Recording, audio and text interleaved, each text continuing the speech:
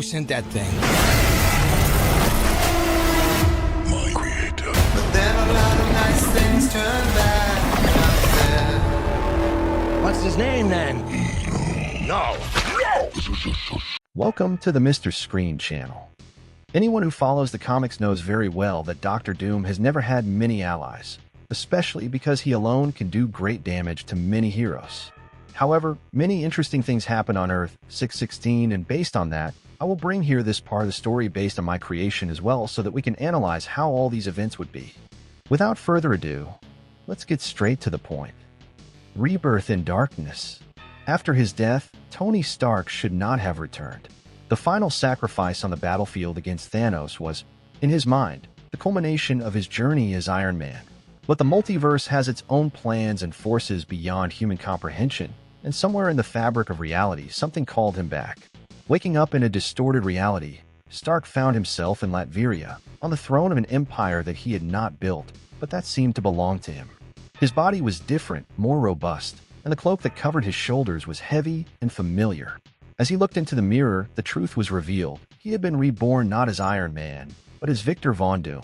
Stark's mind, now merged with that of one of the world's greatest geniuses and sorcerers, had merged into something new, Doom Stark. Combining his advanced technology with Doom's mastery of magic, Stark realized that this new beginning was more than a second chance. It was an opportunity to reshape the world and the multiverse in his own image, without the moral constraints he had once respected. The world had failed him, and the Earth was on the brink of collapse once again. He would have to ensure that his vision of absolute control came to fruition. The vision of the end. The fusion of Tony Stark and Doom brought with it power, but also a curse, visions of possible futures. One such vision haunted his mind night after night. The attack of Knull, the god of the symbiotes, and the end of Earth as they knew it. Knull, an ancient force that ruled over the symbiotes, had broken free and was rapidly approaching, ready to plunge the universe into darkness. In the vision, Stark saw the Avengers falling one by one. Thor, the god of thunder, crushed by symbiotes. Captain America, undone, powerless before Knull's overwhelming power. Tony himself, despite his armor and his renewed power, being destroyed in a desperate battle against the entity. The Earth, subjugated, had become an empty shell, plunged into eternal darkness. He woke up every night sweating, but unlike before, he felt no fear. He felt determination. With Doom's powers in his hands and his genius intact, he knew he could prevent this future. However, he could not trust the old heroes, stuck in their outdated ethics. He would need to create his own team and use methods that others would not dare. The pact with Norman Osborn. To defeat Knull and secure his sovereignty over Earth, Stark knew he needed allies who were willing to go beyond the conventional boundaries of morality. It was then that he remembered Norman Osborn, the former Green Goblin and former director of HMMER, someone who understood power and was willing to do anything to obtain it. Norman was intelligent, but more than that, he shared Stark's philosophy. Absolute control was the only way to ensure peace. The two met in a secluded location, away from the eyes of the Avengers and S.H.I.E.L.D., and there, under the protection of magical and invisible force fields, a new pact was sealed. "Do you know what's coming, Norman?"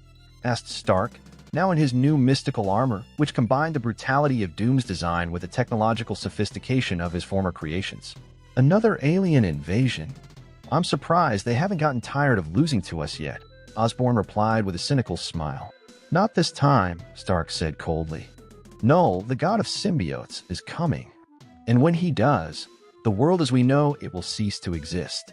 Osborn raised an eyebrow. "And you think good old Captain America is going to fix this?" "No. And that's why I need you, Norman. We need something new, something they can't see coming. I can't lead alone." Norman smiled. "You mean the Dark Avengers, don't you? I always knew you'd ask me for help someday." "The Dark Avengers, but with a difference," Stark said, crossing his arms. "This time, the goal isn't just to fight the threats that come our way. This time, we dominate." Norman Osborn, ever ambitious, nodded. "Count me in, Doom Stark. Recruiting the Dark Avengers." With Osborn at his side, Stark began recruiting old villains and anti-heroes, those who could operate in the shadows and do what traditional heroes wouldn't. The first to be called in was Yelena Belova, the Black Widow, whose morals were much more flexible than Natasha's. Stark also went after John Walker, the U.S. agent, whose brutality was both a blessing and a curse. You want me to be on your team? Walker asked, his eyes narrowing as he stared at Stark in his new armor. You know, I'm not exactly an Avengers-style hero. That's exactly why you're here, Stark replied. I need someone who's not afraid to get dirty. Walker smiled slightly. I'll take it. Others joined the group. Taskmaster, whose ability to mimic any skill made him a lethal weapon. Ghost, whose ability to turn intangible would be crucial to stealth missions. And Abomination, whose brute strength would be essential against the hordes of symbiotes that Knull would bring with him. These Dark Avengers were not the heroes the world expected, but they were the only ones capable of doing what was necessary to stop Knull and ensure that Doom Stark maintained his dominion over the planet. The Sovereignty Plan. While Earth's heroes, such as the Avengers and the Fantastic Four, remain oblivious to the true nature of the threat, Stark and his new allies worked in secret. Doom Stark didn't just want to defeat Knull, he wanted to ensure that, after his victory, he would be in complete control of the planet. To this end, he and Osborn devised a plan that involved building a network of mystical and technological devices around the Earth, something that could contain Knull. But that would also give Stark absolute control over communications, transportation, and most importantly, people's minds. Do you really think you can control everyone? Yelena asked in a moment of doubt. It's not about total control, Stark replied. It's about making sure they have no choice. The arrival of Knull. Stark's preparations were not in vain. Months later, the first waves of symbiotes began to infiltrate Earth, transforming entire cities into Knull-controlled hives. The traditional heroes, as always, rushed to the front lines, but their efforts were insufficient. It was then that Doom Stark and his Dark Avengers stepped in. With Stark's superior technology and arcane charms, they managed to contain the invasions in key areas, while manipulating the symbiotic forces to their own advantage. During the final battle, Stark confronted Knull directly. With his Doom armor enhanced by magic and technology, he launched a devastating attack that, while not killing Knull, weakened the symbiote god enough to force him to retreat temporarily. A new world. Earth was saved, but at a high cost. Many heroes had fallen, and confidence in the old guard was shaken. It was at this moment that Doom Stark revealed his ultimate plan, a new world government, under his leadership and that of the Dark Avengers. Under the guise of protecting Earth from future threats, he declared himself the rightful ruler of the planet. Starting today, Stark said in a global broadcast, Earth will no longer be a victim of chaos. Under my command, we will be strong. We will be invincible. And so, the world entered a new era, the era of Doom Stark. The shadow of discord.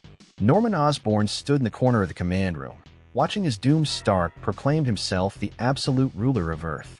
He watched the broadcast with a neutral expression, but inside his mind, a whirlwind of thoughts and worries consumed him. Stark had gone too far. Norman knew he was no saint, but even he had his limits, and the idea of a world controlled by a single figure, without opposition, made him uneasy. As the broadcast ended and the lights in the room dimmed, Osborn approached Doom Stark, crossing his arms. Impressive, Tony, Osborn began, his tone thin with irony. Do you really think you can keep this up indefinitely? Control the entire world without anyone lifting a finger against you? Stark, now encased in his Doom armor, turned slowly, his eyes glowing beneath his metal mask. He had the posture of a newly crowned king, confident in his power. Norman, I'm not just controlling the world, Stark replied, his voice cold and calculated. I'm saving it from itself. You saw what happened when we left the fate of the planet in the hands of weak ideals and hesitant heroes. That won't happen on my watch. Norman smiled, but there was a bitterness in his expression. It's funny, Tony. When you brought me in for this, I thought we were building something to protect ourselves, to make sure humanity had a chance against threats like Knull. But it seems what you really wanted was to be the new king of the world. Doom Stark showed no sign of being shaken. And why not? Who else would be capable? You? The Avengers? They've knelt before Thanos, before Ultron, before any threat that comes their way. I'm not here to be popular, Norman. I'm here to make sure we never again fall victim to our own weakness. Osborn took a step forward, his eyes narrowing as his voice grew firmer. I'm not here to be led, Stark. I'm a strategist, not a subject. We had an agreement. You would lead the operations, but it wasn't to become a global dictatorship. This is your plan, not mine. I still think there's a way out. The world won't accept a sovereign for long. Stark stepped closer to Norman, standing his ground. They may not accept it now, But in time, they'll realize this is the only solution. With me in charge, there will be no more uncertainty. Chaos will be eradicated. Norman was silent for a few seconds before finally saying, "You're playing with fire, Tony. I always thought you had limits. Now I see you have none. And believe me, that's going to come back to haunt you." "Until then, Norman," Stark replied, turning his attention back to the holograms and charts floating around him. "I will remain sovereign. And if you have a problem with that, feel free to leave." Osborn clenched his fists, holding back his anger. He knew Stark was too powerful at the moment. Going head-to-head with him would be futile, but Norman had always been a master of patience and manipulation. He would have to wait for the right time to make his move. Until then, he would stay close, watching, calculating, waiting for the perfect opportunity to take Doom Stark down.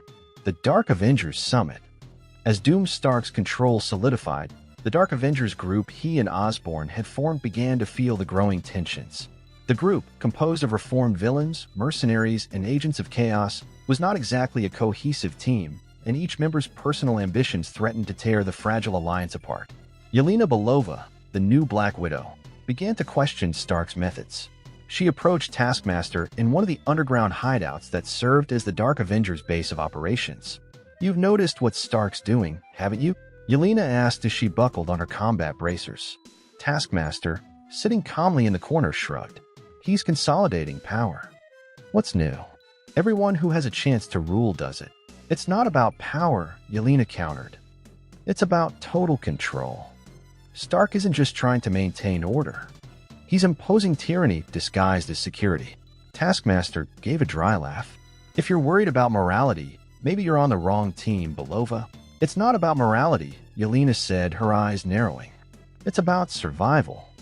He's painting a target on our backs. If the Avengers or any of the other remaining heroes realize what's really going on, we'll be the first to go." Taskmaster stared at Yelena for a moment before standing up. "So what do you suggest? We rebel against the most powerful man on the planet?" Yelena shook her head. "Not yet. But we need a way out. Something to protect us when everything falls apart. Because, believe me, it will. The seed of betrayal." As tensions between the Dark Avengers grew, Norman Osborn worked quietly, planning his next move. He knew Stark was becoming unstable, his desire for control growing by the day. And Osborn was patient, like a serpent waiting for the right moment to strike. In a private meeting, Osborn met with the Abomination and Ghost. Both were important players in Stark's plan, but Osborn knew they had ambitions of their own. And if he could sow doubt in their minds, he could turn the tide in his favor.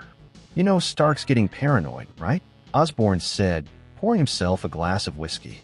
"He'll discard us as soon as he gets what he wants." Ghost, ever suspicious, looked at Osborn with piercing eyes. "And what do you suggest, Norman?" "That we take him down." Osborn smiled. "Not yet, but we must be prepared for when the time comes. Because, trust me, Stark is making a fatal mistake in thinking he can maintain control of everything forever." Abomination crossed his arms, his voice low and menacing. "If he turns against us, I will be ready to crush him." Norman Osborn nodded, satisfied. "Perfect. Just wait. His time will come." The first fissures, despite his confidence, Stark was not naive. He knew that the absolute control he had established would not last without resistance. Resistance was growing in various parts of the world. Small cells of rebels were organizing, composed of former heroes and even former villains who saw Doom Stark as a threat to the balance of the world. In one of his moments of reflection, Stark observed the horizon of Earth through one of the windows of his floating fortress.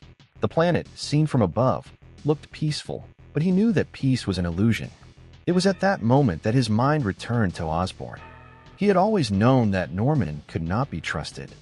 Osborn was cunning, manipulative, and Stark knew he was up to something. But Doom Stark was always one step ahead. The thought of losing control of his empire troubled him deeply. He had sacrificed everything, even his former identity, to achieve what he believed to be true world peace. Now, with enemies both within and without, he knew he would have to act soon. And so, as the world began to question his dominance, Doom Stark began to plan his next move, a move that would secure his supremacy and crush any hope of resistance. The dawn of rebellion. The first stirrings of rebellion appeared in the shadows. Agents of S.H.I.E.L.D., those who had survived the chaos, infiltrated Doom Stark's defenses, and the remaining Avengers, led by characters such as Sam Wilson and Bucky Barnes, began to mobilize small resistance cells in different parts of the globe. Meanwhile, Norman Osborn, who still feigned loyalty to Stark, quietly organized his own plans. He knew that the key to defeating Doom Stark was not just brute force, but patience and timing. The Silent War began, and Earth was once again about to be the stage for a monumental battle. This time, not against an alien threat or a cosmic force, but against a man who, in his quest for absolute control, had become the tyrant he had always sworn to destroy. Norman Osborn knew that this moment would come, and when it did, he would be ready. And that was our story for today. What did you think of all this? Click the like button and subscribe to the channel so you don't miss any videos. Until next time, bye.